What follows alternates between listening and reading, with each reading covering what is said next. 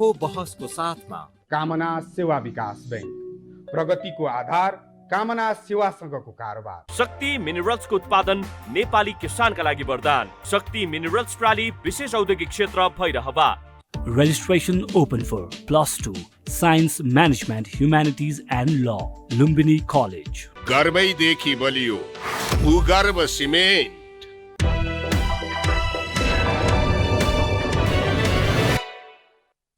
नमस्कार, यो बहसमा म यहाँहरूलाई हार्दिक स्वागत गर्दछु।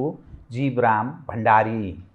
आज यहाँहरू सामुन्ने उपस्थित हुनुहुन्छ देवराज चालिसे। उहाँ नेपाली काङ्ग्रेसका नेता हुनुहुन्छ। कास्की निर्वाचन क्षेत्र बौद्धिक नेताको रूपमा चिनिनुहुन्छ देवराज चालिसे। लामो राजनीतिक यात्रा, नेपाली काङ्ग्रेसमा विद्यार्थी राजनीति हुँदै निरन्तर पार्टीमा क्रियाशील। राजनीति शास्त्र र इतिहासमा उहाँले स्नातकोत्तर गर्नुभएको छ।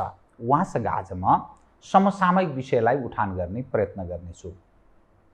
काङ्ग्रेस महाधिवेशनको सन्निकट छ, नेतृत्वको विषय छ।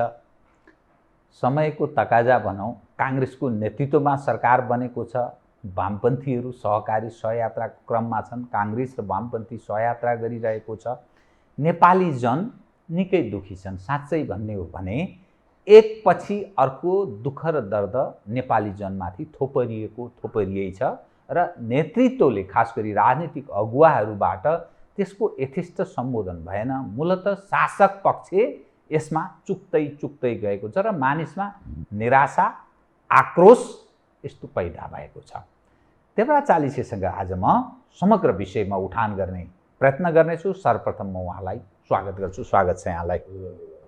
अब म सिधै कहाँ प्रवेश गर्न चाहेँ भने तपाईँ काङ्ग्रेसमा यत्रो लामो समयदेखि क्रियाशील हुनुहुन्छ। विद्यार्थी राजनीति हुँदै पार्टीको राजनीतिमा पढे लेखेको मानिस, समाजलाई बुझेको, विश्व सन्दर्भलाई बुझेको व्यक्ति। घटनाक्रमले कुन ठाउँमा तपाईँहरूलाई प्रवेश गरायो भने 46 को परिवर्तन तत्पश्चात काङ्ग्रेसलाई निरन्तर एउटा अवसर प्राप्त भयो, तर त्यो समय सदुपयोग खास काङ्ग्रेसको नेतृत्वले गर्न सकेन। फलत नेपालको राजनीतिमा मानिसको बुझाइ त्यस्तो छ र वामपन्थीहरू क्रमशः बलियो हुँदै गए।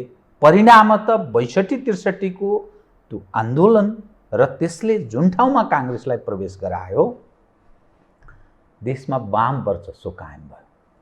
काङ्ग्रेस असफल जस्तो देखियो र वामपन्थीहरू सफल भएको त्यस्तो अर्थ लाग्यो। नतिजाले त्यस्तो देखायो।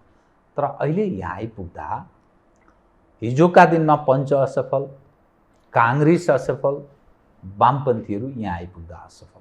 परिणाम त यो मिलिजुलीको जुन सरकारको रूपमा अहिले छ, यसले पनि आफूलाई नेपाली जनलाई र राष्ट्रका लागि खास सम्बोधन गर्छ भन्ने त्यो आशा मानिसमा रहेन। अब के गर्ने बताउनुहोस् त। यो जो दृश्यको मैले विषय विगतदेखि वर्तमानसम्म जोड्ने प्रयत्न गरेँ, कसरी बाँच्छ काङ्ग्रेस, कसरी चल्छ, जनताका माझमा कसरी जिउँछ, बताइदिनुहोस्। अब जीवरामजी, एउटा ठुलो समस्याको कुरो तपाईँ उठाउनु भयो। हामी कहाँ कस्तो खालको भयो भने कि राजनीति नै सुरु हो, राजनीति नै अन्त्य, राजनीति नै जीवन हो, राजनीति सबै चिज पोलिटिक्स। यसमा के भयो भने व्यक्तिले तपाईँको राजनीतिलाई साधनको रूपमा प्रयोग गर्ने हो, साधन मात्रै हो त्यो। वास्तवमा के भयो भने जीवनको रूपान्तरण, समाज रूपान्तरण, परिवर्तन सबै चिज हो राजनीतिमा निर्भरता हामी देख्छौँ। वास्तवमा इन्टरप्रेन्योरसिप भनेको व्यावसायिकता, औद्योगिक, जो जति तपाईँको उत्पादनका क्षेत्रहरूमा छन् ती क्षेत्रमा नभइकन तपाईँको ध्यान के हो, यी सबै चिजको विग्रहको मेजर कज चाहिँ पोलिटिक्स हो भन्ने बुझाइ हाम्रो भयो। त्यो समाजका प्रति पनि राजनीति, व्यक्तिको उन्नतिका प्रति राजनीति, सबैलाई राजनीतिमै केन्द्रबिन्दु राखियो। यसले के गरे, ओभर पोलिटिसाइज भयो। इनफ्याक्ट कुरो त्यो हो। त्यसमा पनि तपाईँ कस्तो खालको भयो भने जस्तो नेपाली कङ्ग्रेसको 15 सालको गभर्मेन्ट हेर्नुभयो र त्यसपछिको गभर्मेन्टहरू हेर्नुभयो भने सर्ट टाइममा पनि तपाईँ भिजनरी एउटा एक्सन लिन सक्नुहुन्छ, चेन्ज गर्न सक्नुहुन्छ। विगत त्यस्तो देखियो। 1959 बिपी कोइराला नेपालको प्रधानमन्त्री हुँदाखेरि 1950 को कोरियन वार पछिको थला परेको कोरिया, दक्षिण कोरियालाई यहाँबाट गाउँ पठाइएको रहेछ। त्यो तपाईँको उत्पादन भोकमरी भएको कोरिया तपाईँको सर्ट टाइममै तपाईँको कहाँबाट कहाँ छलाङ मार्यो। हरेक राष्ट्र हेर्नुहोस् तपाईँको पूर्वाधार आर्थिक पूर्वाधारको दृष्टिकोणले हामीभन्दा कमजोर भएको राष्ट्र पनि पोलिटिक्सले सही ट्र्याक समात्ने बित्तिकै जिडिपी कहाँ पुगिसक्यो। हामी कहाँ कस्तो खालको भयो भने तपाईँको यति पोलिटिसाइज भयो समाजमा, जस्तो पोलिटिक्सलाई तपाईँको शक्ति प्राप्त गर्ने विधि मात्रै होइन कि त्यो सङ्घर्ष चाहिँ अल्मलिएको स्थिति भयो। प्रोग्राम बेस भएन। कतिपय डेभलपमेन्टका इस्युमा, फरेन पोलिसीका विषयमा, सेक्युरिटीका विषयमा, कतिपय विषयमा त कमन एजेन्डा हुनुपर्छ नि त पोलिटिकल पार्टीहरूको बिचमा, त्यो छैन, भएन। काङ्ग्रेस तपाईँको 48 सालमा यसमा के नेतृत्व दोषी कि सिस्टमको दोष रह्यो त? जस्तै 7 सालदेखि 17 साल त एक हिसाबले डेमोक्रेटिक एक्सर्साइज गरे, 17 सालदेखि 46 सालसम्म पछिल्लो समयमा पञ्चायतले त्यो आवधिक निर्वाचनलाई पनि अवलम्बन गर्यो, तर त्यसलाई अब पूर्ण प्रजातान्त्रिक प्रकृतिको सिस्टम भन्ने विषय त भएन। तर पञ्चायत त्यसपछि 46मा आएको परिवर्तन, अनि 62-63मा फेरि आएको अर्को परिवर्तन, यो सबैको हामीले अभ्यास गऱ्यौँ कि डेमोक्रेटिक एक्सर्साइजको हिसाबले हेर्ने हो भने 42 वर्ष जस्तो देखिन्छ। 7 देखि 17 को एउटा, अनि 17 देखि 46 को एकदलीय व्यवस्था, 46 देखि यो अहिलेसम्मको हेर्दाखेरि यो 16 वर्षको गणतन्त्र, अनि त्यो बाँकी अवधि डेमोक्रेटिक एक्सर्साइजको हिसाबले हेर्दा 42 वर्षको हाम्रो अभ्यास रह्यो। त को दोषी? नेतृत्व दोषी, सिस्टम दोषी, या फेरि नीतिहरूको राजा राजनीति भन्छ नि, त्यो मुहा नै सफा भएपछि ठिक नेतृत्व भए त ठिक ठाउँमा जान्छ भन्ने मान्यता छ। त्यस कारण मैले यो विषय उठान गरेँ। किनभने तपाईँ सबैभन्दा ठुलो समस्या भनेको मान्छेको एटिच्युड हुन्छ, कसरी उसको एटिच्युड निर्माण भएको छ। गरिबी र अभावमा पिल्सिएको जनताले राजनीतिको प्रति हेर्ने दृष्टिकोण के हो? राजनीतिक दलले त्यो चेतनालाई कसरी उनीएर लगेको छ, कसरी क्यास गर्दै लगेको छ, द्याट इज एकदम मेजर कुरा हो। बहुत ठिक। त्यहाँबाट तपाईँको के हुन्छ भने द्वन्द्वहरू या समाधानहरू त्यहीँबाट सिर्जना हुँदै जाने हो। त्यो जनताको आशालाई, जनताको तपाईँको अभावलाई तपाईँको कसरी मेटरलाइज गर्ने, कसरी उत्साहमा रूपान्तरण गर्ने, लिडरसिपको क्वालिटी त्यहाँनिर थियो। तपाईँसँग भएको रिसोर्सेस, राष्ट्रसँग रहेको स्रोत र साधन र जनताको मागलाई कसरी तारतम्यता मिलाउनुहुन्छ र कसरी उत्साहमा रूपान्तरण गर्नुहुन्छ, त्यो कौशलता नेतृत्वको त्यहाँनिर चाहिने हो। हामी कहाँ के भयो, त्यो म्यानेजरियल स्किल, त्यो भिजनरी लिडरसिप, सत्तामा पुगे पनि तपाईँको एउटा आन्दोलनकै रूपमा सत्ता चलाउनु पर्ने, दुःखका साथ सत्ता चलाउनु पर्ने, जनतामा आशाको रक्त सञ्चार गराएरै सत्ता सञ्चालन गर्नुपर्ने ठाउँमा हामीले त्यसलाई इन्ड्स अन्तिम बनाइदियौँ कि। पावर भनेको आफ्नो डेस्टिनेसन भयो, पब्लिकको डेस्टिनेसन भएन। जब पब्लिक र आफूमा छुट्टियो नि, दुईटाको इन्ट्रेस्ट छुट्टियो, गोल छुट्टियो, अनि तपाईँको यो विरोधाभास सुरु हुँदो रहेछ कि यहाँ भएको खास नेपालको समस्या यो हो। त्यसले गर्दाखेरि जस्तो अहिले कम्युनिस्ट पार्टीकै कुरा गर्नु, फिलोसफी एकातिर छ, दर्शन एकातिर छ, आखिर त्यो दर्शनलाई प्राप्त गर्ने विधि र उसले प्रयोग गरेको कौशलता त अर्कोतिर देखियो नि, आखिर सेल्फ सेन्टर देखियो। यो प्रब्लम चाहिँ तपाईँको एउटा लिडरसिपको चुनौती पनि एउटा हो, एउटा पक्ष चाहिँ। दोस्रो पक्ष चाहिँ के हो भने तपाईँको जस्तो अहिले हामी कहाँ फास्ट ट्र्याकमा तपाईँको डेभलप हुन सक्ने जति पनि इस्यु थिए, टुरिज्मको कुरो या वाटर रिसोर्सेसको कुराहरू, यो दुईवटा कुरामा एकदम अत्यधिक राजनीतिकरण भएको छ। खोला बगिरहेको छ, अरबौँ रुपियाँ बगिरहेको छ, तर तपाईँको 25 वर्ष अगाडिदेखि भएका सम्झौताहरू लगातार विरोध भइराखेका छन्। कति उत्पादन भइसक्यो त्यो बेला बिजुली, त्यो समय पनि 24 वर्ष पुरा गरेर 25 वर्ष पुरा भएर अहिले नेपालमा हस्तान्तरण गर्नुपर्ने सरकारलाई बेला भइसकेको छ सम्झौता अनुसार, तर त्यो सुरुवात पनि भएको छैन। यति धेरै पोलिटिसाइज छ हामीसँग भएका रिसोर्सेसहरू क्यापिटलाइज गर्न सक्ने। अब हामीसँग भएको बाँकी केले गर्ने हो त? वाटर रिसोर्सेस हामी तपाईँ युज गर्न सक्दैनौँ, हामीसँग स्रोत वैदेशिक लगानी र तपाईँ अनुकूल वातावरण छैन, होइन? अब तपाईँ दुईवटा छिमेकी राष्ट्रको द्वन्द्वमा तपाईँको हाम्रा सबै संसाधनहरू परिसके, एउटाले बनाएको अर्कोले किन्दैन, अर्कोले बनाएको अर्कोले किन्दैन, यो द्वन्द्वमा हामी परिसक्यौँ, होइन? यस्तो कारणले गर्दाखेरि जति जति तपाईँको आर्थिक उन्नतिका पूर्वाधार थिए ती चिजमा हातै हाल्न नसक्ने राजनीतिकरणले गर्दा, या नेपालको आन्तरिक नेपाली दलहरू अब विदेशको तपाईँको अलिकति वैदेशिक सहयोग सहारा लिएर भित्र तपाईँको चलखेल गरिदिने, अनि जनतामा तपाईँको चाहिँ एक्सनभन्दा बढी तपाईँको सपनाहरू बाँडिदिने, जुन सकिँदै सकिँदैन, निराशा आउने धेरै कारण छ।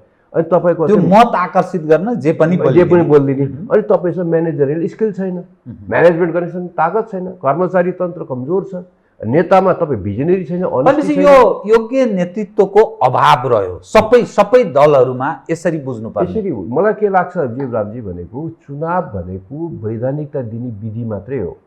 त्यो नेताले सर्वज्ञ होइन, नेतै डाक्टर, नेतै इन्जिनियर, नेतै प्रोफेसर होइन नि। ऊ त जनताको मतलाई सम्भाको लिएको छ र त्यो वैधानिकता दिने विधि हो चुनाव भनेको। बडा राम्रो कुरा होइन, त्योभन्दा बाहेक त के होइन नि। त्यो त कस्तो खालको भयो, नेताकै भरमा ज्यादा डिपेन्ड गरी, पोलिटिकल पार्टीमा हामी ज्यादा डिपेन्ड गरी हाम्रो मनोवृत्ति पनि खराब छ। त्यसले स्थायी सरकार कर्मचारीमा योग्य मान्छे आइदिनु पर्यो। अब जस्तो तपाईँको व्यावसायिक क्षेत्रमा तपाईँको राम्रो एउटा इन्भाइरोमेन्ट बन्दै जानु पर्यो। राजनीतिले ती सबैलाई के हो भने सहजता दिने हो, अनुमोदन गरिदिने हो। जनताको हाम्रो म्यान्डेट छ है, हामीले तिमीलाई स्वीकृति दिएका छौँ है, तिमी गलत गर्छौ, तान्छौ, ठिक गर्छौ, थ्याङ्क यू भेरी मच भन्छौ भने चुनाव त त्यो पो हो त। तर हामी सबै चिज यसैमा लगेर थुपार्यौँ कि सबै चिज त्यही आशा गऱ्यौँ, जति यति धेरै जरुरतभन्दा बढी आशा गऱ्यौँ कि तपाईँको 10 किलोको भन्दा बढी बोक्न सक्ने क्षमता छैन, 90 किलो बोकोस् भन्ने आशा गरेपछि निराशा आउँदैन। त्यो होइन नि, ज्यादा आफूमा जानु पऱ्यो, आफूमा आत्मविश्वास आउनु पऱ्यो, पब्लिकमा पनि। भने सरकारसँग वातावरण माग्ने हो, त्यो अनुकूलता माग्ने हो, गर्ने हामी आफैले हो, पब्लिकले हो, हामी आफैले गर्ने हो। डिस्टर्ब नहोस्। राजनीति त के भइदियो भने यहाँ त साधन भइदिएन उन्नतिको, यहाँ त राजनीति के भइदियो भने अवन्नतिको साधन भएर गइदियो कि डिस्टर्बेन्स गर्ने, तपाईँको भायोलेन्सहरू गर्ने। त्यत्रो वर्ष यो गृह त के आवश्यकता के थियो? तपाईँको यत्रो 17,000 मान्छेको मृत्युको बलिदानको उपलब्धि के रह्यो? आन्दोलनका सारा मान्छे शहादत प्राप्त भए, त्यसको परिणति के हो? जवाफ त माग्छ त मान्छेले। मैले हमेसा राजसत्ता सङ्घर्षको लागि, शक्तिको सङ्घर्षको लागि केही मानिसहरू पावरमा पुग्नको लागि मान्छेलाई युज गर्ने हुन्छ त? सेन्टिमेन्ट ब्ल्याकमेल गर्नुहुन्छ, सेन्टिमेन्टमै ब्ल्याकमेल, सपनामै भ्रष्टाचार गरिदिने, त्यो त गर्नु भएन नि। त्यसले गर्दाखेरि नेताहरूमा पनि अनेस्टी हुनु पऱ्यो, जति सकिन्छ त्यति बोल्नु पऱ्यो, जति गर्न सकिन्छ त्यति गर्नु पऱ्यो। तपाईँले एउटा इमान्दारिताको कुरा गर्नुभयो, अर्को विचारको कुरा गर्नुभयो र पटक तपाईँले बिपीको पनि नाम लिनुभयो है। बिपी कोइराला, गणेश मानसिंह, कृष्ण प्रसाद भट्टराई, स्वर्ण शमशेर लगायतका सूर्य प्रसादजीको पनि नाम लिन्छन् कतिपय मानिस। यस्ता व्यक्तिहरूको नाम लिइन्छ।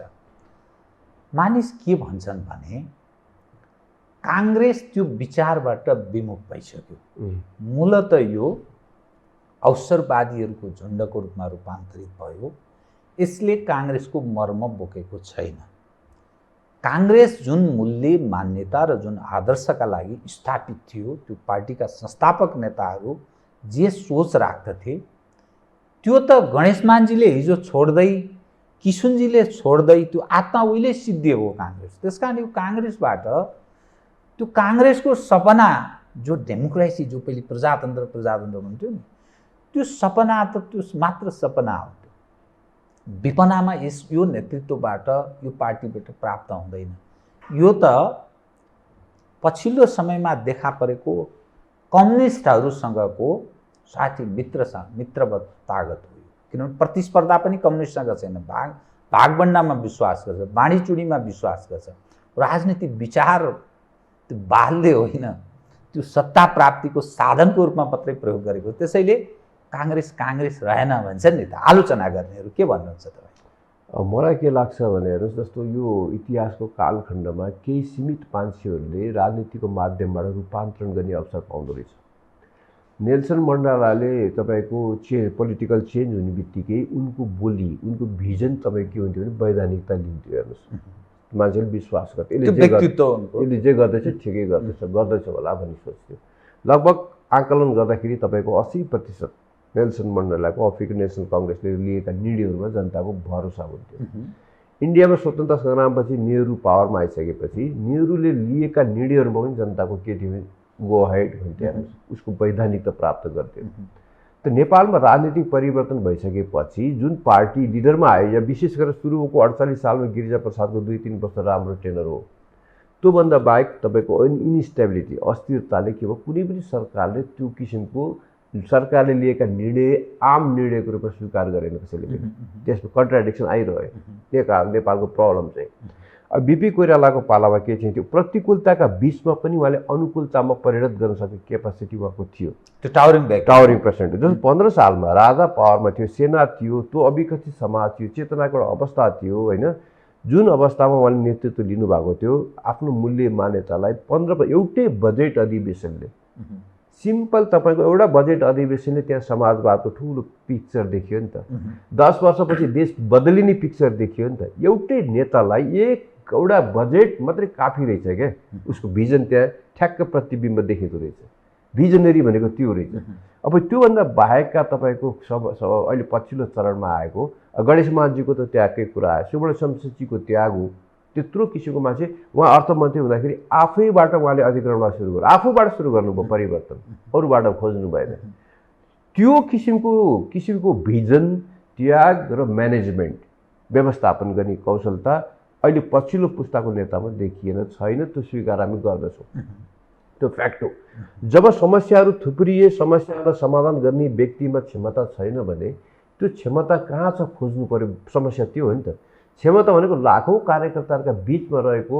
जुन क्षमता छ त्यो पार्टीको सम्पत्ति मान्नु पर्यो र त्यो सम्पत्तिलाई पार्टीकोमा सञ्चालन गर्ने विधिमा व्यवस्थापनमा रूपान्तरण गर्नु भने समाधान छ त व्यक्तिबाट समस्याको समाधान खोज्नुभयो भने झन् थप समस्या थुप्रिँदै जाने भयो होइन पद्धतिबाट समस्याको समाधान खोज्नुभयो व्यक्ति पछि हो नीति अगाडि हो पद्धति फर्स्ट व्यक्ति पछि हो यो खालको पद्धतिबाट नीतिबाट पार्टी चलाउनु भयो भने समस्या हुँदैन त्यसमा सञ्चालन गर्ने शैली र स्वभावमा तपाईँको एउटा व्यक्तिको स्वभावले टोटल संस्थालाई असर गर्दो रहेछ जुन अहिले हामी चाहिँ त्यही उपजको रूपमा ग्रसित छौँ अहिले भएको मौजुदा अवस्था ताजा अवस्थामा तपाईँलाई जोड्न चाहे है त शेरबहादुरजीको नेतृत्वमा यो बनेको सरकार 3 महिनाको हाराहारीमा पुग्न लाग्यो मन्त्रीमण्डलले पूर्णता पाउन सकेको छैन एक लथालिङ्ग अवस्था चाहिँ सिंहदरबारमा यसो गरेर तपाईँ हेर्ने हो भने नेतृत्वविहीन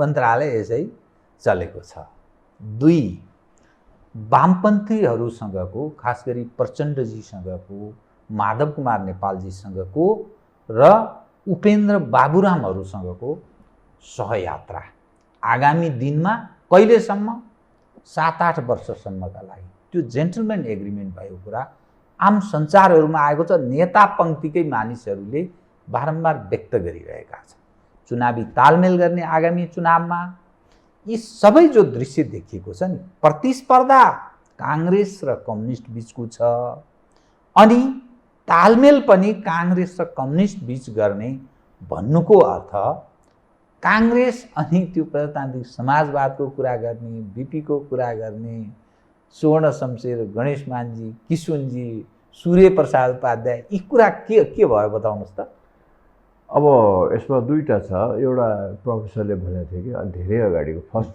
कन्स्टिट्युसन एसेम्ब्लीको चुनावको टाइममा मेरो पोखरामा भेट भएको थियो उहाँले के भन्नुभयो भने कम्युनिस्टको प्रति यो तपाईँको विदेशीहरूको किन इन्भेस्टमेन्ट ज्यादा छ भनेर सोद्धाखेरि उसले मलाई एउटा दिएको उत्तर अहिले मलाई याद आएको छ कि त्यो कम्युनिजममा कास्टिजम हालिदिने बित्तिकै यो के हुन्छ फ्युजन हुन्छ अरे होइन कम्युनिजममा कास्टिजम हालिदिने यो फ्युजन हुन्छ अब यो कास्टिजमको किन यो खालको यो भयो भन्ने कुरा त्यो भौतिकवादी विचार त रहेन समाप्त भयो हामीलाई के लाग्थ्यो बिपी कोइरालाले जतिखेर 12 सालमा समाजवादी पार्टी बनाउनु भयो यो पार्टीको नीति चाहिँ प्रक्रिया माध्यम चाहिँ डेमोक्रेटिक प्रोसेस हो इलेक्सन हो जनता मालिक भन्ने पद्धति हो अनि जनताको मतद्वारा मात्रै शासन गर्ने वैधता प्राप्त छ भन्ने मान्यता हो लोकतन्त्र मानव अधिकारको कुरा समाजवाद भनेको के हो भने तपाईँको हाम्रो लक्ष्य हो आर्थिक रूपान्तरण हो मान्छेलाई खुसी सुखी जीवन दिने पार्टीको लक्ष्य हो हरेक व्यक्तिलाई त्यो खालको फिलोसफीबाट लिएर आउनुभयो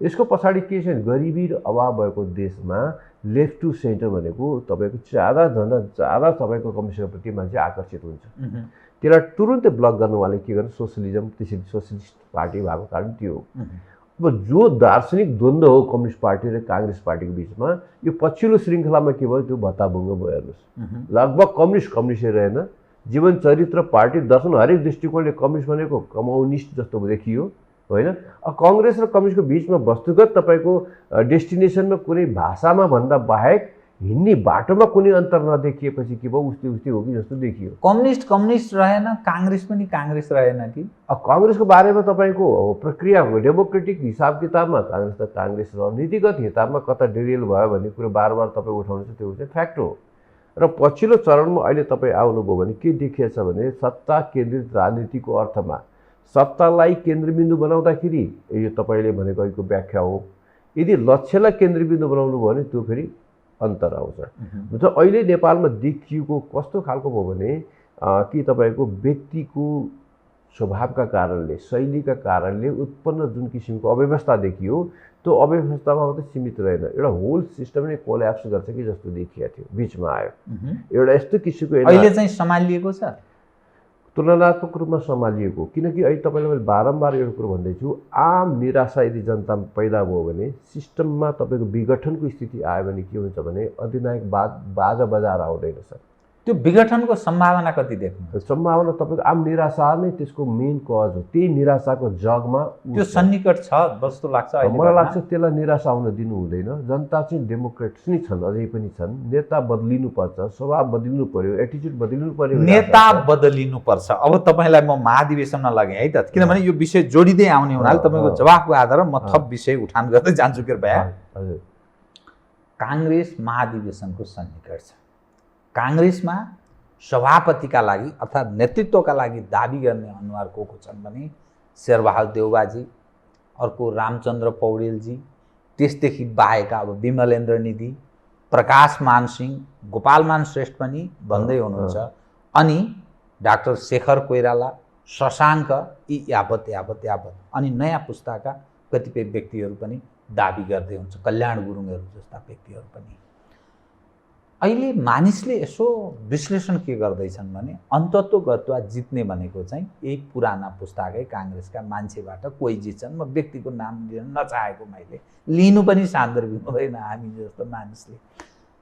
त यसको अर्थ त्यो काङ्ग्रेसमा त्यो अहिलेको जुन जनअसन्तुष्टि छ त्यसलाई सम्बोधन गर्न त्यो विगतमै चुकेको नेतृत्व फेरि त्यसले आएर कसरी त्यो सम्बोधन गर्छन् र रूपान्तरण हुन्छ।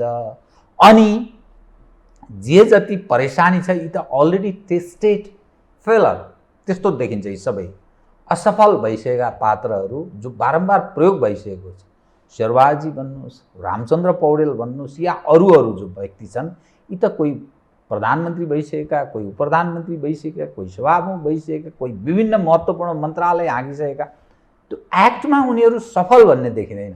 अनि काङ्ग्रेस कसरी बाँच्छ र काङ्ग्रेसबाट रूपान्तरणको ठाउँ छ भन्ने आधार के बताउनु त?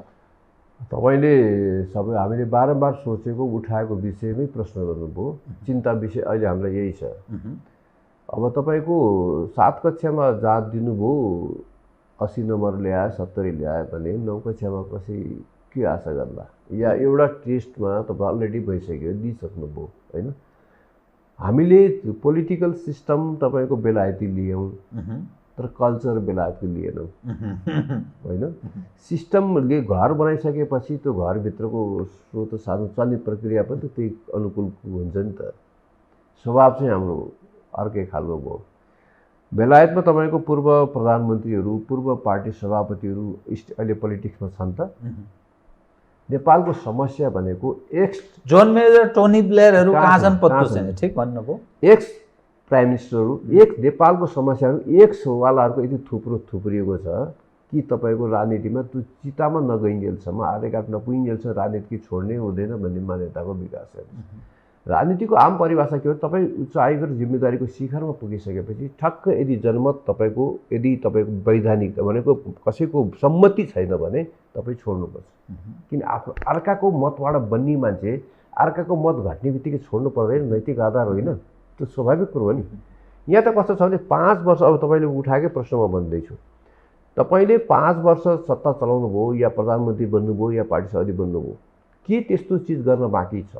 5 वर्ष तपाईँको समय पुगेन, 6औं वर्ष तपाईँलाई चाहियो, जस्टिफाई गर्नु पऱ्यो नि त। जस्टिफाई छैन। अहिले बारम्बार हामी भनेका छौँ अव्यवस्थाबाट हामी घिसिँदै हिँडिरहेका छौँ। पार्टी विधान चलेको छैन, आम तपाईँको परिचालन गर्न सकेका छैन, सरकार जस्तो चलिरहेका छैन। असफलता हाम्रो हातमा छ। त्यो असफलता भनेको विभिन्न कारण, उपायहरू, दोषारोपण गर्ने धेरै उपायहरू निक्लन सक्ला, तर तपाईँको त्यो क्षमता त देखिसक्यो नि। जब त्यो भइसकेपछि किन रिटायरमेन्ट नहुने, किन अवकाशको राजनीति नलिने, किन अभिभावकको राजनीति स्वीकार्य हुँदैन? यो प्रश्न ज्वलन्त छ। तर पार्टीभित्र अहिले हामी कहाँ के छ, महामन्त्री लेभलसम्म 2-3टा साथी जुन युवा पुस्ताहरू लगभग आइसकेको अवस्था छ। बाँकी र तपाईँको एउटै जेनेरेसन छ, 3टा पद हामीसँग, सभापति र 2टा उपसभापति र लगभग राजनीतिक उत्तरार्धका नेताहरू हुनुहुन्छ। गोपालमान श्रेष्ठकै नाम लिनुभयो या अर्को कसैको नाम लिनुभयो। उहाँहरू कि चुनाव लड्नु पर्यो कि अभिभावकीय राजनीतिमा बदलिनु पर्यो, जानु पर्यो कि चुनाव लड्नु पर्यो। हामी कहाँ यो कल्चर छैन। मैले बारम्बार उठाइरहेको छु, इन्डियामै भएको कल्चर पनि। जस्तै बिजेपीको तपाईँको 4-5 जना, नितिन गडकरीदेखि लिएर तपाईँको यो राजनाथ सिंहदेखि लिएर 5-7 जना बिजेपीका चेयरम्यान भइसकेका मान्छेहरू, अध्यक्ष भएका मान्छेहरू मोदीको मन्त्रीमण्डलको सदस्य छ नि त। त्यो कल्चर यहाँ छैन। जापानमा तपाईँको प्रधानमन्त्री भइसकेको मान्छे फेरि नेक्स्ट प्राइम मिनिस्टर अर्काको मन्त्रीमण्डलको सदस्य भएर बसिरहेको छ। निड्स के हो? तपाईँको योग्यताको आवश्यकता छ भने तपाईँको सदस्य भएर पनि बस्नु पर्यो नि त। यदि तपाईँको रूपान्तरण तपाईँको प्रधान विषय हो भने, होइन मै प्रधान विषय हो भने त मान्छे बस्दैन नि त। इगोको कल्चर आयो त्यहाँ, त्यो प्रब्लम हो। त्यसले गर्दाखेरि हामीसँग भएका पुराना नेताहरू सदस्यमा कोही आउन तयार छैनन्, फेरि महामन्त्री रिपिट गर्न तयार छैनन्, फेरि उपाध्यक्षमा जान तयार छैन। किन? म भइसकेको हो, इगो त्यहाँ आउँछ। तर अध्यक्ष र उपाध्यक्ष 3टा पदमा 22 जना मान्छे कसरी अटाउने? जित्ने 3 जना हो, बाँकी रिटायरमेन्टको फेजमा हो। एउटा पक्ष। दोस्रो, कार्यकर्तामा किन यो नेताहरूमा चेन्ज गर्न चाहनु तपाईँहरू भने तपाईँले उठाउनु पऱ्यो। फेरि नि उहाँहरूमध्येकै जित्नुहुन्छ, तपाईँ यो प्रश्न उठाउनु भयो। अलि सेन्टिमेन्टल छन् हाम्रो कार्यकर्ताहरू। कस्तो खालको छ भने बाउ वृद्ध छ, रियाल चुएको छ, अशक्त छ भने पनि तपाईँको सम्मानमा कुनै कमी त हुँदैन नि त। हामीले दिएको सम्मानलाई उहाँहरूले कमजोरी ठानिदिनु भएको छ क्या। समस्या यो हो। कार्यकर्ताले बाउ वृद्ध छ, आफ्नै घरको बाउ हो, स्नेह छ, प्रेम छ। जति अशक्त भयो भने आफ्नो बाउलाई त स्नेह गर्न छोराछोरीले त सक्दैन नि त। बाउको रियाल चुएपछि पनि पुस्न तयार हुन्छ नि त बरु, तर बाउलाई घरबाट निकाल्न कोही पनि तयार हुँदैन। त्यसले हामी के चाहन्छौँ भने नेताहरूलाई सम्मानपूर्वक, आदरपूर्वक अभिभावक ग्रहण गरिदिनुहोस्, कार्यकारिणी पदमा नबसिदिनुहोस्। तपाईँहरू जहीँ पनि कार्यक्रमहरू हुन्छ, चिफ गेस्ट तपाईँहरू नै हो, सबै नम्बर 1 तपाईँहरू नै बन्ने हो। जोसुकै पार्टीको सभापति भए पनि नम्बर 1 तपाईँहरू नै हो। त्यो त तपाईँको प्रार्थना भयो, अनुरोध भयो, यसो गरिदिउँ न कृपया भन्ने भयो। अब मान्ने स्थिति छैन, गर्ने मैले बिपी कोइराला तपाईँको पार्टी नेतृत्वमा रहँदाखेरि पार्टी सभापति किसिमजी होइन र? त्यो हाइट कसको बढी थियो? त्यो हाइट लिनेमा इच्छा जागृत हुनु पर्यो नेताहरूमा। मैले किन यो कुरो गर्दैछु भने नेताको सबैभन्दा कुशल नेता हो जसले आफ्नो नेतृत्व हस्तान्तरण कुशलतापूर्वक गर्छ, संयमतापूर्वक गर्छ, व्यवस्थित गर्दै लान्छ। आफूपछि पार्टी राम्रो होस् भन्ने देख्न चाहनुपर्छ नेताहरूले। आफूपछि राम्रो मान्छे लिडरसिपमा आओस्, अझ राम्रो बेटरमेन्ट गर्दै जाओस्, त्यो सोच नेताहरूमा हुनु पर्यो। अब 80 वर्ष पुगिन लागेको नेताहरू पनि तपाईँको टेस्टेड भइसकेका नेताहरूमा पनि अब पार्टी घटेर त्यहाँ पुगिसक्यो, जनमत घटेर समय तपाईँ नेता उक्लिँदै गएको छ, जनमत घट्दै गएको छ, फेरि पनि लिडरसिप यो अलिकति लजिकल्ली मिल्दैन कि? त उमेरको हद पनि केही राख्नुपर्छ भन्ने ठान्नुहुन्छ कि के? त्यो दुईटा त्यसको पार्ट हो। उमेरको पार्ट हो गर्दाखेरि कतिपय अनटेस्टेड लिडरहरू मौकै नपाएको नेताहरूलाई मर्का पर्ला, अन्याय होला। जस्तो कोहीले मौका पाए उसलाई उमेरको कुरो व्याख्या गरिरहँदाखेरि मौकै नपाएको मान्छे म क्षमता हुँदै मलाई उमेर देखाउने भन्ने प्रश्न पनि आउला। दोस्रो कुरो के हुन्छ भने उमेरसँग म यहाँसँग हजुर म यहाँसँग अलिकति विषयलाई थप गर्न चाहेँ। जस्तै अब महाधिवेशन त निकट छ तपाईँहरूको, तपाईँहरूले कुनै न कुनै नेतृत्व त चयन गर्नुपर्छ। अब तपाईँलाई समस्या के हुन्छ भने तपाईँ जुन ढङ्गले अहिले मसँग पेस भइरहनु भएको छ, तपाईँले भनेको कुरा जायज छ, जेन्युन छ, यो विषय उठोस् भन्ने पनि आम कार्यकर्ता चाहन्छन्, खुसी पनि होलान्। तर भोलिका दिनमा कुनै न कुनै नेतृत्वलाई त तपाईँले मत जाहेर गर्नुपर्छ या गुट उपगुट छ पार्टीमा, त्यो एउटा गुटमा तपाईँ फोल्डभित्र नपर्से तपाईँ आफै चाहिँ कसरी नेतृत्वमा पुग्नु होला, एउटा समस्या छ। यस्तो स्थितिमा तपाईँ छनौट गर्दा यी जो मैले तपसिलका मानिसहरूको नामले यिनैबाट छनौट गर्नुपर्ने होला या आफै उठ्नु पर्यो। अब के गर्ने त? यो सङ्कट भएन तपाईँलाई? सङ्कट मलाई मात्रै होइन, सबैले सङ्कट छ। यो सङ्कटको कारणले त खुम्चिएका छन् मान्छेहरू, बोल्न डराउँछन्। के गर्ने यस्तो? तपाईँ उठाउनु कसरी पार लाउने? अहिले तपाईँले उठाउनु भएको विषय हामीले के चाहन्छौँ भने विशेष रूपमा यङहरूलाई र नयाँ मतदाता, अहिले पार्टीको नयाँ आउनुभएको महाधिवेशन हुन सम्भावित अब आउने साथीहरूलाई के अनुरोध गर्न चाहन्छु भने तपाईँको एक मत पार्टी परिवर्तनको लागि न्याय हुन्छ भने त्यो एक मतमा विवेकको प्रयोग गर्नुहोस्। व्यक्तिलाई चयन गर्नु छ कि पार्टीलाई चयन गर्नु छ? पार्टीको भविष्यलाई मतदान गर्नु छ कि व्यक्तिसँग केन्द्रित छोडिदिनुहोस् न। एबिसिडी होइन, प्रोग्राम बेस अधिवेशन गरौँ, एजेन्डा बेस अधिवेशन गरौँ, यो व्यक्ति केन्द्रित नगरौँ। जो नेता हो त्यो नेताले 5 वर्षभित्र पार्टीको व्यवस्थापन कसरी गर्छ त्यसको ब्ल्याक एन्ड व्हाइट पिक्चर लिएर आउनु पर्यो मतदाताको बिचमा। आम कार्यकर्ताको राजनीतिक सुरक्षा ग्यारेन्टी गर्ने विधि के हो, यो प्रश्नको समाधान लिएर आउनु पर्यो। व्यक्ति परिवर्तन समस्याको समाधान होइन। अब तपाईँ कहाँ उभिने त? यो विभिन्न गुट छ नि त काङ्ग्रेसमा, गुटै गुट छ। हामी के चाहन्छौँ भने तपाईँको यो गुट चाहिँ बिस्तारै तपाईँको मल्टिपोलरमा जुन जाँदैछ, अघि तपाईँ सुरुमै भन्नुभएको छ, एउटा पहिला पो 2 जना मान्छे चुनाव लड्थे, यो बाद त्यो गुटको कुरो आयो। अहिले त मल्टिपोलर भयो नि त। मल्टिपोलर हुने बित्तिकै के हुन्छ भने व्यक्ति प्रधान हुँदैन, अब एजेन्डा प्रधान भएर जान्छ राजनीति। एजेन्डा प्रधान हुने बित्तिकै म जस्ता सयौँ हजारौँ जुन मत भएका मान्छेहरू छौँ, हामी एजेन्डामा बहस गर्छौँ। त्यो एजेन्डाभित्र हरेक व्यक्ति अट्छ, किनकि एजेन्डामा शक्ति हुन्छ। त्यो एजेन्डा ओपन गरेको छ त, त्यसरी आकर्षित गर्ने बाध्यता हुन्छ। जस्तो तपाईँको अहिले भर्खर भन्नु, अहिलेसम्म भएको छैन, अब बाध्यता हो। किनकि नेतृत्वमा पुग्नको लागि यहाँ मान्छेको टावरिङ पर्सनालिटी हुनु पऱ्यो, क्यामोफ्ल्याज तपाईँको त्यो क्यापासिटी देखिनु पऱ्यो, एकदम तपाईँको हिप्नोटाइज गर्न सक्ने क्यापासिटी भएको नेता हुनु पऱ्यो। त्यो नभएपछि तपाईँसँग भएको विकल्प के भने कि प्रोग्राम लिएर आउनु पऱ्यो, प्रोग्राम बेस गर्नु पऱ्यो। त्यो प्रोग्राम भन्ने बित्तिकै व्यक्तिको भएन, समूहको भयो, सिद्धान्तको भयो, भविष्यको भयो, त्यसमा त सबैजना अट्ने भयो। सर, एउटा अलिक सिरियस विषयमा तपाईँ, किनभने तपाईँ पढे लेखेको बुझकी मानिस, तपाईँले सिन्चित गर्नुभएको छ कि पसिना रगत त्यो काङ्ग्रेसमा, त्यस कारण यो विषय उठाउनु पनि अलिक मजा पनि आउँछ र त्यसलाई यथेष्ट तपाईँले सम्बोधन गर्नुहुन्छ भन्ने म ठान्दछु। यतिखेर देशमा संघीयता, गणतन्त्र, धर्मनिरपेक्षता छ है। यसमा 2 खाले काङ्ग्रेस छ। एउटा यो भयानक ठुलो भनेर गौरव गर्नेछन्, अर्को तुलनात्मक हामी गलत बाटोमा गयौँ भन्ने दृष्टिकोण राख्ने काङ्ग्रेसमा छन्, त्यो नेतृत्व पङ्क्तिमा छन्। अब यो संघीयता हामीले ठुलो चिज ल्यायौँ, गणतन्त्र भयानक ल्यायौँ, धर्मनिरपेक्षता भयानक बनायौँ, यो नारामा त काङ्ग्रेसलाई भोट पर्दैन। अबको मूल मुद्दा कता मोडिन्छ र के हुनुपर्छ भन्ने तपाईँ ठान्नुहुन्छ, बताउनुहोस् त। मलाई के लाग्छ भने धर्मलाई राजनीति माध्यम बनाउने हुँदैन, गैर राजनीतिक विधि हो त्यो। गैर राजनीतिक विधि यदि राजनीतिमा स्थापित गर्नुभयो भने राजनीति भ्रष्टीकरण हुन्छ। त्यही हो द्वन्द्वको कारण। धर्म, जात, लिङ्ग यस्ता कतिपय चिजहरू हुन्, ती चिजहरू राजनीतिको प्रधान विषयवस्तु र प्रतिस्पर्धाका कारण बनाइनु हुँदैन। बहुत डेन्जरस कुरा हो यो। तत्काललाई फाइदा कसैलाई होला, तर दीर्घकालीन देश हार्छ, व्यक्ति र पार्टी कोही जित्ला। त्यो हिजोका दिनमा निरपेक्ष बनाउनु चाहिँ ठिक थियो। म भन्दैछु हजुरलाई, त्यो विषय प्रवेश गर्न नपर्ने विषयमा हाम्रो राजनीति प्रवेश गरे हो। सबभन्दा ठुलो गल्ती त्यो। किन त्यो शान्त भएको तलाउमा ढुङ्गा हानियो? देशमा राजनीतिक तपाईँको धार्मिक बहस कहिले भएको थियो, कहिले द्वन्द्व भएको थियो? किन यो राजनीतिक परिवर्तनमा त्यो एजेन्डा घुस्यो? That is very mysterious question. त्यही क्वेसन खतरनाक क्वेसन हो, रहस्यमय बन्यो, रहस्यमय भयो। आश्चर्य लागेको छ हामीलाई यो, किनकि विषय तपाईँको कुनै कम्युनिजममा विश्वास गर्ने मान्छेले, भौतिकवादी मान्छेले तपाईँको धर्मको बारेमा यदि यो प्रश्न हो भने त ठोरीमा राम मूर्ति किन चाहिएको थियो? तपाईँको चतरामा भैँसीको तपाईँको पूजा किन गर्नु पर्यो?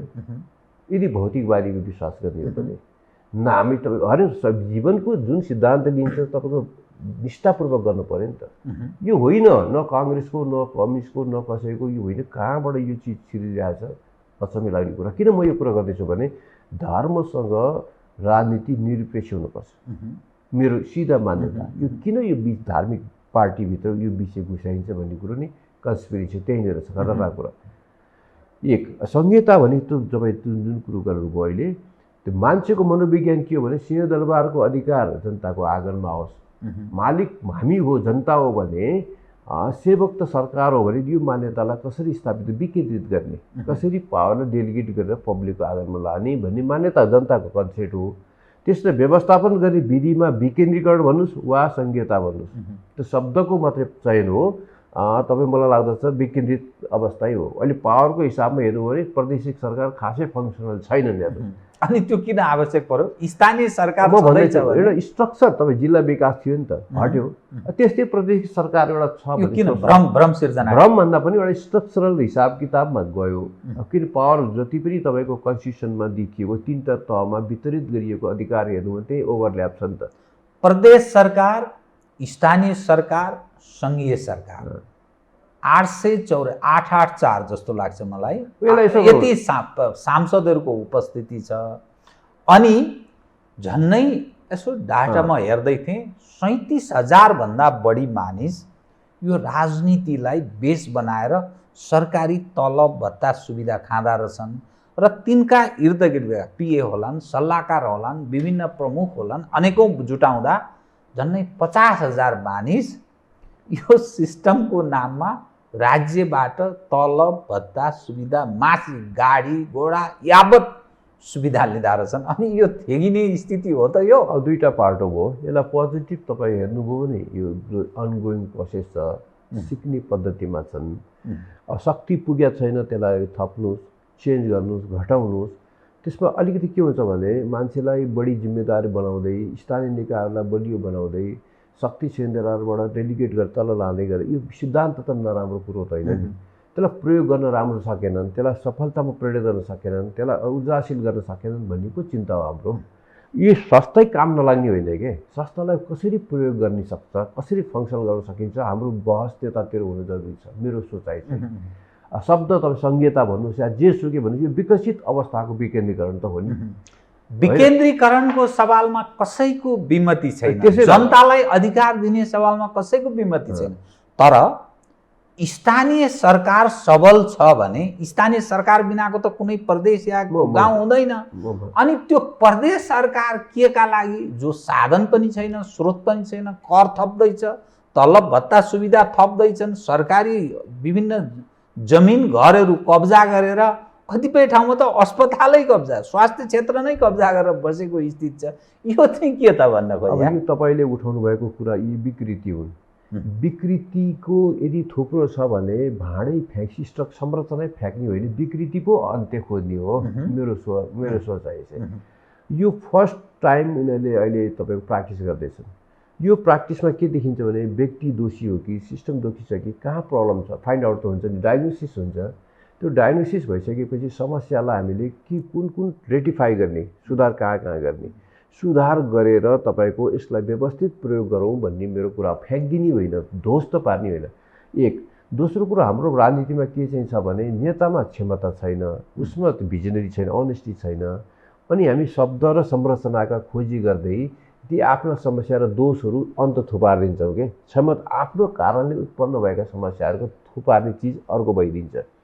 र देशको राज्य प्रणाली हमेसा लेबोरेटरी जस्तो के प्रयोगमा एउटा प्रयोगशालाको जस्तो राजनीति प्रणाली हुँदैन। हेर्नु त्यही परीक्षणमै हामी सिद्धिन्छौँ कि भन्ने चिन्ता न। जहिले पनि प्रयोगशाला होइन, जस्तो संरचना प्रयोगशाला होइन। ठिक छ, यदि तपाईँको विकेन्द्रीकरण अहिले मैले तपाईँलाई भनिहालेँ, इन्डियाको जस्तो अमेरिकन मोडलको संहिता त होइन नि त हाम्रो, जहाँ तपाईँको धेरै ठुलो पावर। किन ल्याइयो यो? त्यो शब्दमा हाम्रो किन, अब शब्दमा हाम्रो असन्तुष्टि हुनसक्छ, तर त्यसको पावरको हिसाबमा हेर्नु भने विकसित विकेन्द्रीकरण हो नि त, किन असन्तुष्टि हुनु परेर? विज्ञहरू के भन्छन् भने यति सानो देश, जुन देश 3 करोड पपुलेसन छ, अब भारतकै छिमेकीको उदाहरण दिने हो भने 25 करोडको पपुलेसन भएको उत्तर मात्रै प्रदेश छ, 13 करोड लगभग बिहार छ। अब उनीहरू त्यस कारणले र उनीहरूको विगत एकदम छोटो, उनीहरूको देशै पुरानो होइन। हाम्रो त यत्रो ऐतिहासिक देश छ, एसियाको सबभन्दा पुरानो देश, जहाँ हामीले यो संहिताको अभ्यासै जरुरी ठानेका थिएनौँ।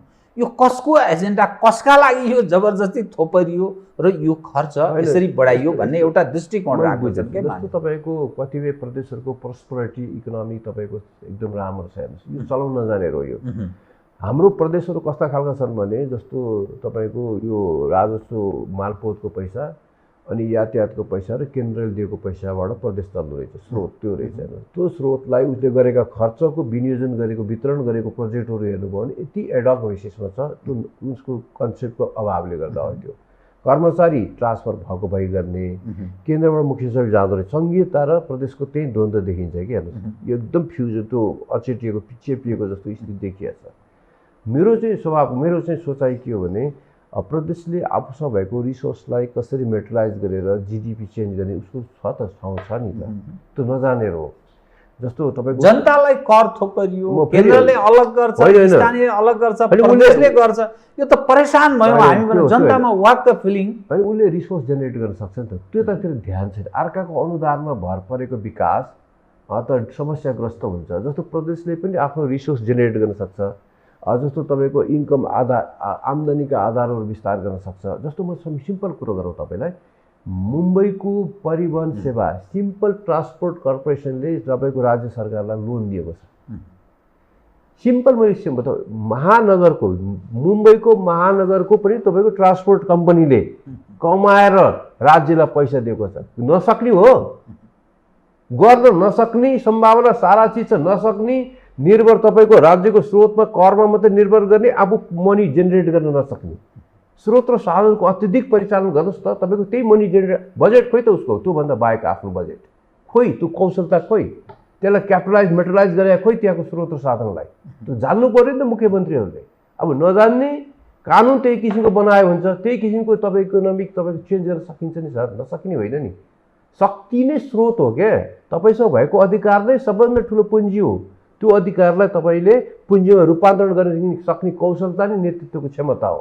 त्यो क्षमता छैन भने सिस्टमलाई दोष दिने। त्यो कर्मचारीको तलब त कति, तपाईँ एउटा कुनै पनि कर्पोरेट तपाईँ यही अहिले भर्खरै कम्पनीको कतिजना मान्छे पाल्नु भएको छ कि तपाईँको यो कसैले दिएको पैसा हो कि तपाईँ आफू आर्जन गरेको चिज हो? यो हो त्यो किसिमको ब्रेन, त्यो किसिमको तपाईँको क्यापासिटी इन्टरप्रेनरसिप हुनु पऱ्यो नि त। लिडर्सहरूमा सिस्टममा हुनु पऱ्यो नि त। त्यत्रो स्रोत र साधन भएका प्रदेशहरू छन्, चाहे 1 होस्, चाहे 2, चाहे 3 होस्, चाहे 4 होस्, त्यहाँको स्रोत र साधनलाई, कृषिका कुरा, मान्छे खेर गइरहेको श्रमलाई, टाइम श्रम र शक्तिलाई, समय र शक्तिलाई, श्रम शक्तिलाई कसरी पुँजीकृत गर्ने, कसरी तपाईँको व्यवस्थित गर्ने आइडिया हुन सक्दैन। यो सारा चुनौतीलाई सामना गर्ने र सम्बोधन गर्ने त्यो क्वालिटीको नेतृत्व हो। यो काङ्ग्रेसको आगामी महाधिवेशनले चयन गर्ने सम्भावना तपाईँ देख्नुहुन्छ त? मलाई लाग्छ तपाईँको लिडर भनेको एउटा सिम्बोल हो, फेस भ्यालु हो। काम गर्ने भने धेरै थिङ्क ट्याङ्कहरू, धेरै ब्रेन, तर मान्छेले बेहोरिसकेका देखेका मान्छे मात्रै दाबी गरिरहेका दुईटा कुरा। अब नेता तपाईँ कि सच्चिने कि समाप्त हुने, एउटा पक्ष के छोडिदिने अर्कालाई दिने, अब कि आफू चेन्ज हुनु पऱ्यो। काम गर्ने शैलीमा परिवर्तन गर्नु, व्यक्तिमै सबै चिज सर्वज्ञ ठान्यो भने पदमै बुद्धि हुन्छ। पद जति तपाईँको सबै चिज सर्व चिजै त्यही पद हो भन्ने सोच्यो भने त गाह्रो होला। होइन, पद त एउटा माध्यम हो, म त निमित्त हो, बाँकी त सबैले गर्ने हो। सबैसँग भएको क्षमता नै मेरो पार्टीको सम्पत्ति हो। हरेक व्यक्तिसँग त्यो क्षमता हुनसक्छ। प्रकृतिले सबैलाई क्षमता दिएको छ, त्यो क्षमताको पहिचान नभएको हो। हामीले राइट प्लेस हामी गर्दैनौँ। नेताहरूको एउटा मनोवृत्ति के चाहिँ जो शक्तिको लालसाले गर्दा, शक्तिमा केन्द्रित हुने लालसाले, शक्तिलाई माध्य लक्ष्य बनाउने लालसाले गर्दा यो विग्रह देखिएको, यो विचलन देखिएको। सर, देउबाजीको नेतृत्वमा बनेको यो सरकार 3 महिनाको निकट पुग्न लाग्यो। मन्त्री परिषदले अहिलेसम्म पूर्णता पाएको छैन। अर्थमन्त्रीजीले पेश गरेको त्यो अर्थ विधेयक लाज मर्दो, सम्पत्तिको स्रोत खोल्नु नपर्ने, खोजिँदैन।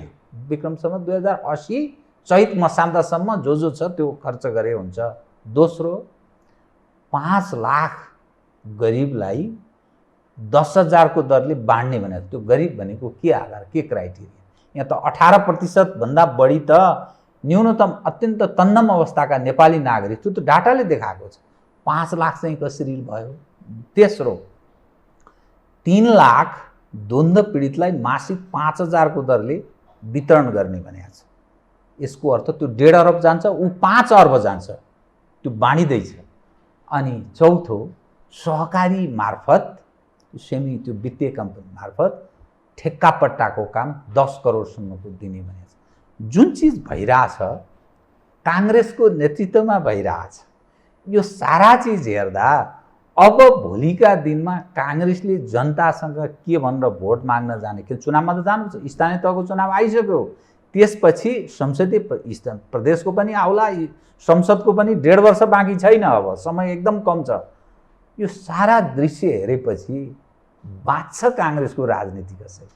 यो तपाईँले उठाएको कुराहरू सेन्सिटिभ कुरा हो, अति गम्भीर कुरा हो। तर यो त बेहोर्नुपर्छ काङ्ग्रेस, किन शेरबहादुरजी प्रधानमन्त्री हुन्छ, अरूको मन्त्री सन्त्रीको के मतलब छ? यो चाहिँ के भन्छन् भने यस्तो अवस्थामा जस्तो योभन्दा प्र्याक्टिस चाहिँ यो वितरणमुखी दिएर 5,000, 10,000, 15,000, 20,000 दिएर भोट र पार्टीका प्रतिको सम्बन्ध खोज्ने जुन परिभाषा छ त्यो बहुत डेन्जरस परिभाषा हो। यो मान्छेले भविष्य खोज्ने कि 5,000 खोज्ने, समस्याहरू छ। जस्तो वृद्ध भत्ताकै कुरो गर्नुभयो भने तपाईँको अहिले भर्खरै 22% देशको राष्ट्रिय आँकडामा गरिबीको रेखाभन्दा मुनिका मानिसहरू होइन। र बजेटको जुन सन्दर्भ तपाईँ ल्याउनु वितरणको कुराहरू, यसले तपाईँको गरिबीको व्याख्या के हो, लाइसेन्स के थियो, धेरै कुराहरू कन्ट्राडिक्सन त्यहाँ आउँछ। यो अल्टिमेटली कार्यकर्ता पोस्ने, आफ्नो मान्छे खुसी बनाउने र तपाईँको चुनाव लक्षित वितरण दिएर लगभग तपाईँको कार्यकर्ता उम्मेदवारले पैसा बाँडे भन्छौँ, या त राज्यले नै पैसा बाँड्न थालेपछि त राजनीति प्रभावित हुने भयो। यसले राजनीतिलाई एउटा दुरावस्थामा अहिले भर्खर तपाईँ भन्दैछौँ। यो कारण के हो भने यो सिस्टमका प्रति निष्ठा नभएको राजनेताहरू पार्टीको काम गर्ने शैली हो। यो मलाई सिस्टममा किन लोकतन्त्रमा के हुन्छ भने तपाईँले भोट हालेर निर्माण गरिएका संस्थाहरूको प्रतिको विश्वास कम भयो भने सिस्टम गडबडिन्छ। हेर्नुहोस्, डेमोक्रेट्सहरूको लागि के हुन्छ, संसदको सर्वोच्चता, संसद धेरै गरिमापूर्ण होस्, त्यसबाट निर्वाचित सरकारको धेरै आशा जनतासँग जोडियोस्, त्यता पो हामी जोड्छौँ। जब त्यो संस्थाका प्रतिको आशामै तपाईँ निराशामा रूपान्तरण परिणत भयो भने सिस्टम त कोल्याप्स गर्छ। यस्तै खालका शैलीहरूले यो सिस्टमलाई कोल्याप्स गर्ने, किनकि केही मानिसहरूको लागि यो सरकार भयो, केही मानिसहरूको लागि मात्रै देश भयो, केही पार्टीहरूको लागि मात्रै देश भयो, आम जनताको लागि देश खोइ, सरकार खोइ भन्ने प्रश्न आयो भने त चुनौती खतरा भयो नि त। यो तपाईँले उठाएका प्रश्नहरू त हरेक जनले उठायो भने के जवाब दिन्छ? कसैको लागि मात्रै, राज्य भनेको केहीका लागि मात्रै? तपाईँको पार्टीको नेतृत्वमा सरकार छ अनि म के भन्छु भने यो सरकार हाम्रो पार्टीको नेतृत्वमा भयो, नेताको नेतृत्वमा भयो, तर सरकार कोलिसन सरकार हो। यो तपाईँको सर्वदलीय आम देशभरिको पार्टीको चरित्र यही सरकारमा थुङ्गिएको छ। यो सरकारले गरेको काम त्यहाँ यो माओवादीको पनि हो, काङ्ग्रेसको पनि हो, तलको मधेसको पनि हो, उत्तरको नि हो, दक्षिण सबैको। यो सरकार भनेको काङ्ग्रेसको नभन्नुहोस्, यो सरकार भनेको 5 वर्ष संसदको आयोगलाई टिकाउनको लागि बाध्य बनाएको अवस्था मात्रै हो। सरकार हाम्रो मात्रै 63 जनाको संसद लिएर सरकार बन्छ भन्ने त हामी कल्पनै गरेका थिएनौँ नि त। सरकार त यस्तो भयो कि तपाईँको सर्वसत्तावाद उन्मुख सरकारलाई फ्याँकेर 5 वर्ष सत्तालाई टिकाउने, पार्लियामेन्टलाई टिकाउने, घरिघरि चुनावमा नजाने, अस्थिरतामा नजाने उद्देश्यले बन्न गएको एउटा चाहिँ घटना, एउटा परिघटना हो। यो सरकार निर्माणको लागि बनायो भने परिघटना उपज हो। यसको समयावधि केही समयको लागि 2 वर्षको 1.5 वर्षको म्यान्डेट छ। त्यो जनमतबाट आएको सरकार होइन, यो घटनाले निर्माण गरेको सरकार हो होइन, परिघटना हो यो। त्यसले गर्दा यसमा तपाईँको यस सरकारले गरेका कामको एउटै मात्र यसको उद्देश्य हो, त्यो उद्देश्य भनेको 2 वर्षको स्थिरता दिने, त्यसपछि जबरजस्ती बचाइराख्ने। 2 वर्षको स्थिरता त आवश्यक छ, किन घरिघरि चुनाव देशले धान्न सक्दैन नि त। अस्थिरता देशको परिभाषा सिस्टमै त्यस्तो तपाईँहरूले ल्याउनु भयो, संविधान नै त्यस्तो बनाउनु भयो। अब बहुमत एउटा पार्टीको आउने सम्भावना यो संविधान सधैँ छैन। अनि के गर्ने? अनि सधैँ यसरी मिलेर खानुपर्छ, 5 वर्ष जसरी बचाउनु पर्छ भने काम केही नहुने, यस्तै बजेट प्रस्तुत गर्ने, पैसा बाँड्ने, लुटफाट गर्ने, अनि यसै गर्ने। यस्तो त भयो कि समस्या के भयो, तपाईँको 2/3 बहुमत पनि त दिएकै हो नि जनताले। जनतामा दोष छैन। धेरै सपना बाँडे, नबाँड्ने सपनावाला हातैमा सुम्पिदिउँ त भनेर 2/3 त दिएकै हो नि। 2/3 त जेन्डर चेन्ज हुँदैन थियो, बाँकी जे पनि गर्न सक्थ्यो। यति ठुलो पावरफुल गभर्मेन्ट थियो। काङ्ग्रेस एउटा डेमोक्रेट पार्टी, प्रजातन्त्रमा विश्वास गर्ने पार्टी जो भनिन्छ नि, राजनीतिक दल सम्बन्धी अध्यादेश ल्याइयो, संसदसँग सांसदहरू छँदैछन्, संसदको गरिमा बढाउने जो भन्छ नि, संसद अधिवेशन रोकियो, ल्याइयो, पार्टी टुटफुट गराइयो। हिजो ओइलले ल्याउँदा चाहिँ यो चाहिँ प्रतिगमन भनियो, अनि अध्यादेश ल्याइयो, फेरि अब खारेज गराइयो। अब पार्टी फुटे अनि आफैमाथि त्यो बज्रिन वञ्चरो प्रहार हुने खतरा देखेपछि अनि फेरि त्यो च्याप्टर क्लोज गरियो। यो चाहिँ कुन डेमोक्रेसीभित्र पर्छ, कुन डेमोक्रेटिक नर्म्सभित्र पर्छ यो? देवरामजी, जस्तो यसमा 2 कोणबाट हेर्नुहोस्। यो घटनालाई दार्शनिक एउटा लजिकली सिद्धान्त त हेर्नुहोस्। कृष्णले महाभारतमा अर्जुनलाई के भन्नुभयो? तपाईँको लक्ष्य सत्य प्राप्ति छ भने माध्यम तपाईँले असत्य पनि लिन सक्नुहुन्छ। यदि शान्ति र लक्ष्य समृद्धि तपाईँको लक्ष्य छ भने, जस्तो महाभारतकै कुरा सन्दर्भमा हिंसालाई पनि त उहाँले माध्यमको रूपमा स्वीकार गर्नुभयो नि त होइन। तिमी त निमित्त हो भन्नुभयो नि त हिंसालाई, होइन? ठ्याक्कै महाभारतको ठिक विपरीत महात्मा गान्धीले के भन्नुभयो भने यदि तपाईँको सत्य लक्ष्य छ भने त्यसलाई प्राप्त गर्ने विधि पनि सत्य हुनुपर्छ। लक्ष्य र माध्यमको बिचमा तारतम्यता मिल्नुपर्छ भन्ने गान्धीको फिलोसफी आयो। अहिलेको घटनाक्रमलाई त्यो फिलोसफीबाट व्याख्या गर्नुभयो भने यदि तपाईँको लक्ष्य स्थायित्व हो भने 5 वर्ष टिकाउनु पर्ने मेन लक्ष्यमा पार्टी एकीकृत भएको हो नि त, कोलिसन भएको हो नि त। 5 वर्ष टिकाउने क्रममा यदि लक्ष्य टार्गेट के थियो भने तपाईँको संसद ल्याएको अध्यादेश के हो? माध्यम हो। झट्ट हेर्दाखेरि त्यो माध्यम एमालेको लागि प्रतिकूल भयो। तपाईँले अहिले परिभाषा गर्नुभयो दलको किन 20-40बाट 20मा झऱ्यो भन्ने तपाईँ कुरो गर्नुभयो। इन्डियाको संसदमा पनि यो प्र्याक्टिस भएको, संसारभरि यो प्र्याक्टिस हुन्छ हेर्नुहोस्। त्यसको मेन उद्देश्य के हुनु पर्यो भने स्थायित्व हो। गलत उद्देश्यको लागि त्यो प्रयोग गर्नु भएन। सही उद्देश्यको लागि हो भने कहिलेकाहीँ त्यो माध्यमको रूपमा उसले वैधानिक अधिकार प्रयोग गरेर ल्याएको विधि हो। त स्थायित्वको बाटो लियो भन्ने आधार खै त?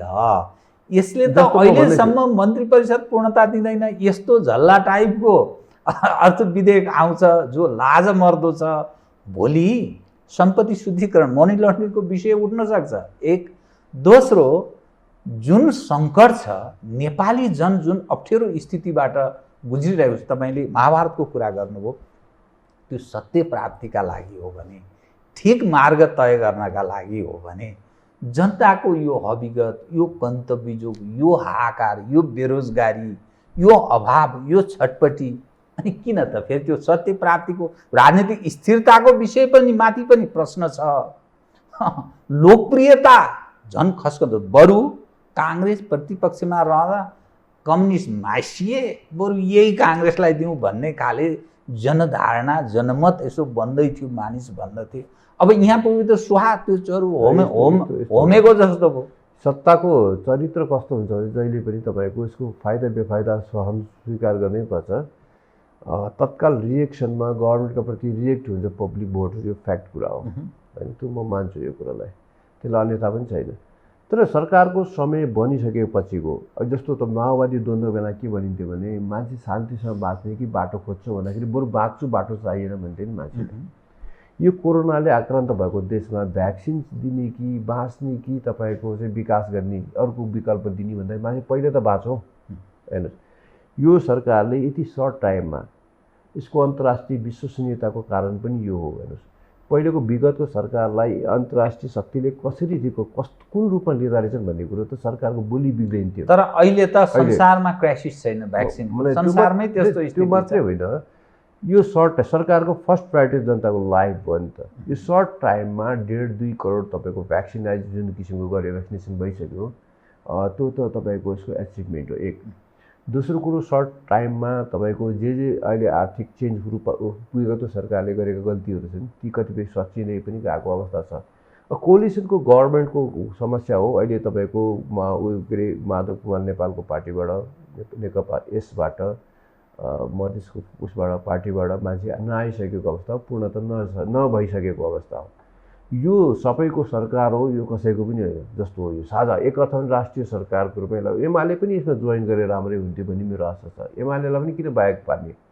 शेरबहादुरजीको नेतृत्वमा खड्गवलीजीले पनि मान्छे पठाइदिनु भयो। सबैको साझा सरकार भएर हेरौँ त, जनताले परीक्षण गर्न त्यही बाँकी छ एउटा होइन, त्यो पनि हेरौँ भन्ने सन्दर्भ हो। भनेपछि तपाईँको के छ भने यो बिचमा जो सरकारसँग जोडिएका विषय छन् ती निराशाका इन्डिकेटर्सहरू छैन। म कार्यक्रमको ठिक अन्त्यमा आएँ कि तपाईहरूले जुन ढङ्गले मानिसलाई कार्यकर्ताको रूपमा रूपान्तरित गरिरहनु भएको छ, आम मानिसलाई यो बेरोजगारहरू उत्पादन गर्ने थलोको रूपमा, किनभने राजनीति गरेपछि मानिस कुटो कोदालो अरू सामान्य काम गर्छ। उसले पाउँछ सिंहदरबारको ड्रिम देख्छ, प्रधानमन्त्री राष्ट्रपतिको सपना देख्छ, गाउँमा अहिले हलो कोदालो गाई बाख्रा चराउने यो चिजबाट मानिस क्रमशः अलिकति पढेपछि पनि त्यो चरित्र त्यस्तो विकास गर्दै गएको छ। दुश्चरित्र भन्छु, त्यो गलत स्वभाव विकास गर्दै गएको छ नेपालीले। यो जुन 9 लाख हामीले सदस्य बनायो भनेर जुन काङ्ग्रेस गौरव गरिरहेछ नि, काङ्ग्रेसले 9 लाख, हामी 15 लाख बनाइदिन्छु भन्छ। अनि जुन खालको व्यक्तिहरू तपाईँहरू राजनीतिमा यो साराको क्रीडा स्थल बनाउँदै हुनुहुन्छ, यो के गर्न खोजेको बताउनुहोस् त। बडा तपाईँले ठिक एउटा प्रश्न गर्नुभयो। तपाईँको यी संसारमा सबभन्दा बढी 210 मिलियन छ तपाईँको बिजेपीको सदस्यहरू 94 लगभग 94 मिलियनभन्दा बढी मानिसहरू छन् सिपिसी कम्युनिस्ट पार्टी अफ चाइनाका मेम्बरहरू। त्यही क्रममा हाम्रो पनि 10 लाख पुर्याउने टार्गेट देखेर पुर्याइदिनु भयो होइन। यो सदस्यता वृद्धि गर्ने कारण र आधारहरू चाहिन्छ। पार्टीको समाजको मनोविज्ञानको बिम्ब त्यहाँ देखिनुपर्ने हो। यो अनाहक तपाईँको यो वृद्धि गरेर लगियो। लजिकल कुनै पनि लजिकले जस्टिफाई गर्दैन। काङ्ग्रेस त बुझ्छन्, ती राजनीति त बुझ्ने मान्छे छन् काङ्ग्रेसमा। तपाईँले भने जस्तो के चाहिँ भयो भने यो देशमा तपाईँको लगभग 3.25 करोड जनतामा जुन देशमा 1.5 करोड त नेतै उत्पादन गर्न थालियो भने त्यो देशले के प्रोडक्टिभिटी भाग्योला। त्यसको प्रश्न के चाहिँ छ भने एक नेताको हरेक नेताका पछाडि व्यवसाय के छ, तपाईँ परिवार पाल्ने आधार के हो, तपाईँका छोराछोरीलाई जुन किसिमको शैलीमा राख्नु भएको छ, शानमा राख्नु भएको छ, त्यसको स्रोत के हो। त्यो स्रोत देखाउनलाई व्यवसाय नभएको नेतालाई जनताले मतदान गर्नु हुँदैन। जस्तो तपाईँको सिङ्गापुरमै हेर्नुभयो भने तपाईँको मिनिमम पनि $10 मिलियन तपाईँको म्यानेजरियल एक्सपर्टिज भएको मान्छे नभएको मान्छे डिस्क्वालिफाइड हुन्छ उम्मेदवार हुनलाई राष्ट्रपतिमा। त म्यानेजरियल स्किल त हुनु पर्यो। तपाईँ आफ्नो घर चलाउने स्रोत क्षमता छैन, देश चलाउनुहुन्छ, प्रश्न त आउनु पर्यो नि त। त्यसले गर्दाखेरि जो तपाईँको जतिसुकै राजनीतिमा आकर्षण पनि हुनु पर्यो, तर ती सबै राजनीतिमा लाग्ने मान्छेहरूले एक एकवटा व्यवसाय पनि लिएको हुनु पर्यो। कुनै व्यवसाय छैन, कुनै काम गर्दैन, कुनै आय आर्जनको स्रोत साधन छैन भने राजनीति भ्रष्टाचारको मुहान स्रोत हुन्छ हुँदैन, बाँच्नु त पर्यो त। यो मेन खतरा यहाँनिर हो। त्यसले गर्दा हामीले के भन्छ, एक नेता एउटा रोजगार हुनैपर्छ। अनि जनताले कर तिर्नु पर्यो, नेताले कर तिर्नु पर्दैन। यो प्रश्न उठाउनु पर्यो कि ओलीलाई तपाईँ यो देशलाई कति कर तिर्नु भएको छ। सरकारी तलबबाट होइन, तपाईँले कमाएर तपाईँको स्रोत साधनबाट तपाईँ कति कर तिर्नु। एउटा मान्छेले 50, 60, 100, 150, 200वटा तपाईँको फ्याक्ट्री चलाएको हुन्छ, तपाईँको होटल रेस्टुरेन्ट चलाएको हुन्छ, विभिन्न कर्पोरेट अर्गनाइजेसन चलाएको हुन्छ कि सबै ठाउँ उयो गरेर काम गरे हो र एकैजना भइपुग्छ नि त। पनि यसको क्यापासिटी हेर्नु स्रोतविहीन क्षमताविहीन मानिस राजनीतिमा नहोस्, निरुत्साहित गर्ने, हतोत्साहित गर्ने। अनि शुद्धिकरण हुन्छ राजनीति, अनि भ्रष्टाचार हुँदैन राजनीति, अनि जनताले आशा गर्छ राजनीतिको प्रति। र योग्य मान्छे राजनीतिमा आउनु पर्यो, क्षमता भएका मान्छे, अनि पो राजनीति तपाईँको आशा गर्ने राजनीति बन्छ। त्यसले गर्दा हामीले मान्छेलाई जागृत गर्नु पर्यो। निराशाका शब्दहरूभन्दा उत्साहका शब्दले भर्नु पर्यो। आऊ राम्रो राम्रो राम्रो मान्छे राजनीतिमा, जसको क्षमता छ त्यसलाई वेलकम गर्नु पर्यो पोलिटिक्समा। अयोग्य छ जनता भएर बस्नु पर्यो नि त, कार्यकर्ता भएर। उसको क्षमताको उसले उपभोग गरोस् न अर्काले, होइन र। अब गर्न नसक्ने मान्छेले किन गर्न आउनु पर्यो? मेरो प्रश्न चाहिँ त्यो हो। हस्, धन्यवाद छ। आदरणीय दर्शकवृन्द, उहाँ हुनुहुन्थ्यो देवराज चालिसे, नेपाली काङ्ग्रेसका नेता। समसामयिक विषयलाई केन्द्रमा राखेर गरेको कुराकानी। म सहित मेरो सम्पूर्ण युनिटलाई कार्यक्रमबाट बिदा दिनुहोस्, तर यो हो टेलिभिजन हेर्दै रहनुहोला। नमस्कार।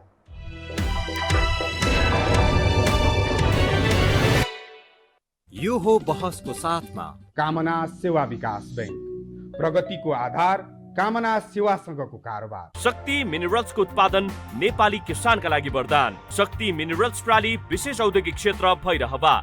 Registration open for +2 Science Management, Humanities and Law, Lumbini College. गर्वैदेखि बलियो भूगर्भ सिमेन्ट।